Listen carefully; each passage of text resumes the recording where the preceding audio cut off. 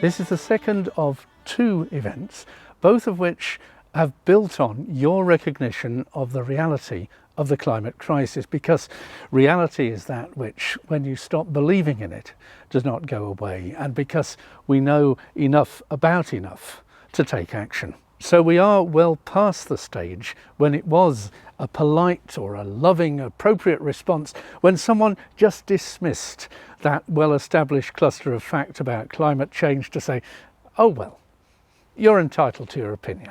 But writ large, that entitlement, if it goes unchallenged, will be bound to cause additional harm to our sisters and brothers, human or otherwise, with whom we share this common home of a planet, over and above the harm that my own lifestyle causes.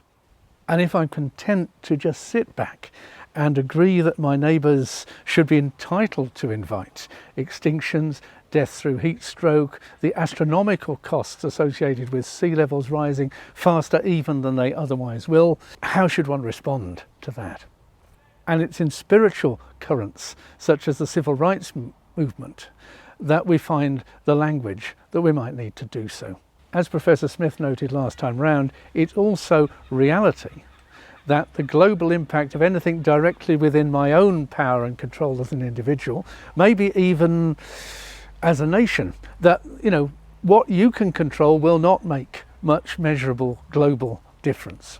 No more, perhaps, than a prayer.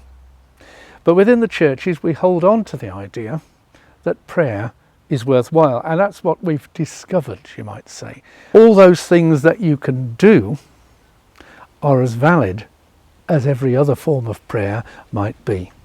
Where, though, do we find the courage, because we keep company with those we love who might not yet be convinced? Where do we find the courage to disturb the peace of our household? This, as well as many other skills and attitudes which equip us for crisis, is something that followers of Jesus ought to have profile in. Luke 12. I'm come to set father against son, son against father, mother against daughter, and daughter against mother, mother-in-law against daughter-in-law, daughter-in-law against mother-in-law. Not just peace in the household. Oh, I agree with you. I accept all the science, of course I do, but I'm not going to rock the boat. Except that we're all in the same boat, and the gathering storm does a pretty good job of rocking. Thank you very much. God made the prophet Ezekiel responsible for the fate of his neighbours if he kept silent over their cliff edge behaviour. And then there was the rich man who in Jesus' story, without malice, without intention, contrived to ignore the fellow creature dying on his doorstep.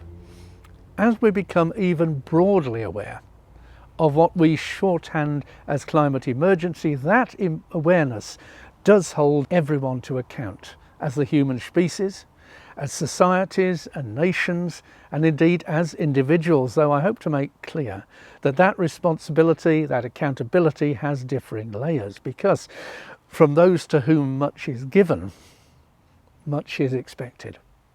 So as communities, when the opportunities for learning, the raising of awareness, for the development of hope and spiritual resilience, which go with the great circus of COP, finally arrive in Scotland next year, will we ignore it or respond in ways only we can? I've lost count of how many biblical references were behind that introduction just now. It's no accident that this gathering is hosted by several Christian organisations. The event is itself a mode of response. We can respond realistically, imperfectly, in this sort of way, looking for inspiration for days of difficulty ahead.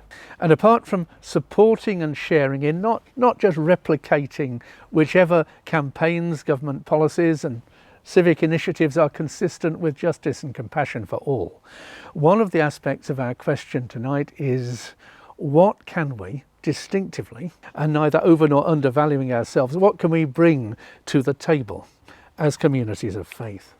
In the most traditional way to that, I can respond also that everyone here tonight who is not part of such a body is most welcome of all.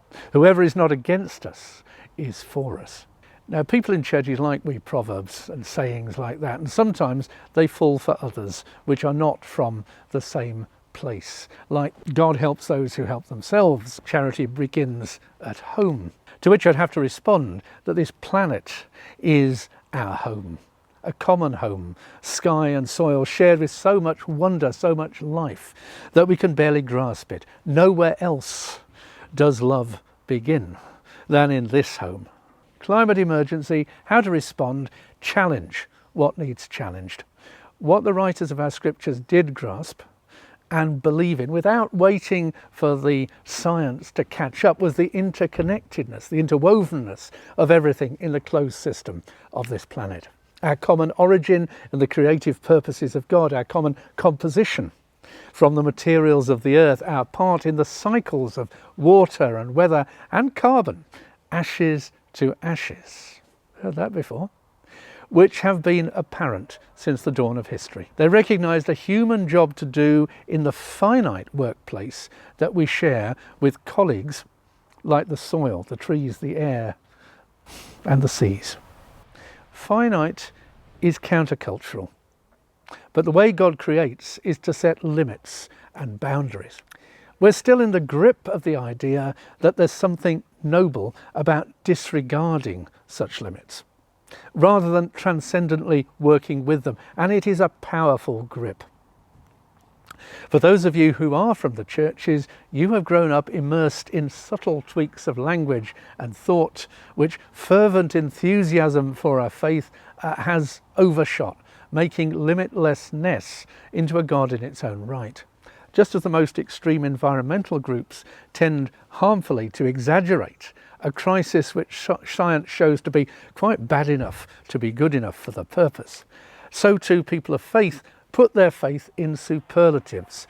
So Jesus, the accessibly down-to-earth worker with wood, becomes a remote superhero. So when Jesus says, "I will be with you all the days until," finite, we've preferred to read, "I will be with you always," infinite. With translations of some wonderful ancient poems, we've also shoehorned eternity and impregnability into the fragility of nature.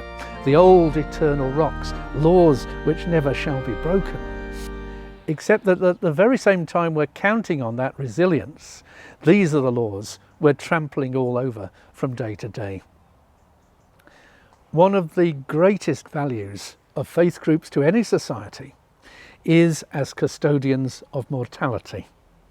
How do we respond when death happens? How do you live, as I once did, with a terminal diagnosis on someone you love? How we respond to that will be conditioned by this realistic parameter of faithful thought and feeling that however wonderful life may be, it will have an end. It's not fashionable to say so, but the best advice that God gives to Adam and Eve when things go wrong is to remember that we will die and to respond accordingly. Because endlessness, endless growth, endless exploitation of the planet and life, which aspires only to be taking rather than enjoying and then bequeathing, that is a destructive delusion which requires that non-existent planet B. Putting faith in endless growth and assuming that business, as it usually seemed to be before the springtime of this year, should return, that will mean that we respond foolishly. If we're preaching simply indestructible immortality rather than resilience for a fragile world, then we'll be adding to the problem. So, climate emergency, how to respond? Be the church. More often than not, of course, when I answer that question in that very straightforward way, be the church, I get blank looks. But then I hear of church leaders who are quite happy for members of the congregation to go off and be green somewhere else as long as they don't sully the proper business of the church on Sunday with all that tree hugging and newt counting nonsense, as if there were anything too holy or too important to be green. I don't think God, as we encounter God in Scripture, ever suggested any such thing. Equally, at gatherings of environmental activists, still sometimes we get the, "Oh, nice you're here, but we still don't quite know why an ornamental otherworldly movement like the church would have anything to contribute."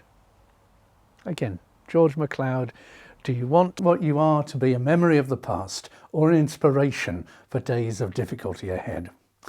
We are here because of what it means to be church, against the transforming backdrop of a crisis which brings out of it all that dodgy, scary stuff, which builds in ourselves resilience and hope, and gives permission for that hope and even joy, even when there is no fully rational pathway to it, and extends that care and hope to fellow creatures, because that's the only way we can care and hope for ourselves. Scottish society has been getting used to people trying to provoke a response from behind a lectern. Well, then this is what's happening. You either believe the science or you believe Big Tam on Facebook. Feet are killing me. Frank, get the door! And sometimes folk listen and sometimes they don't. The message works if it makes you sit up, pull the finger out, get off your backside. We're learning that profoundly biblical lesson that ignoring warnings has consequences, and that God is no insurance against that sort of chosen stupidity. And because Christian scriptures are responses to threat, oppression and crisis, and more often than not include an environmental dimension, we will not run out of things to encourage churches and others who have discerned the wisdom of seeking inspiration for their response. Even with well-known stories like the plagues of Egypt, they introduce us to the idea of environmental catastrophe as the avoidable consequence of injustice. But you already knew that, didn't you? Unless, of course, you'd fallen for attempts to explain the stories away as purely incidental natural causes. But no, read the green. That's what we're offering in the next few weeks as part of a worldwide movement called the Season of Creation. We're doing it completely within our tradition and scriptures and our habitual responses of questioning, of welcome, of forgiveness, because those are our equipment for the task. In a few months' time, there will be trees in the churches, but are you going to be talking about the miracle of what trees do and how you can't breathe, let alone sing Christmas carols without them? With harvest just round the corner, will it be all about human labour or our wider partnership with God and all the creatures, the bees for instance, that giant chemical firms seem determined to exterminate? Will you, when Easter comes, reflect on the divine irony and human violence which made Christ one with the tree, having been welcomed by branches and having referred us for learning to birds and to all the trees, having even argued with the waves face to face, much as he argued with people who were too set in their ways? Will you note that in his time of testing, Jesus enjoyed the fellowship not only of angels but also of creatures in the wilderness? And at Pentecost, will you steer clear of the connection of transforming wind and power because it's there on the hill or on the sea right in front of you? Being church, just being church, has the potential to transfigure your response if you let it. Because building community is the most environmental thing to do. Pope Francis's contribution to bringing an inseparably integral awareness of injustice and environmental sin to the attention of the world and the churches is not just because he happens to hold a significant office. It's because he responds to holding that office by recognising Earth as a family member. And that nudges open all sorts of insights. For whoever does not love a sister or brother whom they have seen cannot love God whom they have not seen. Love. That's how to respond. Learn to love and get to know the natural world. Don't just read about the planet, love the planet. And things to do will follow in abundance.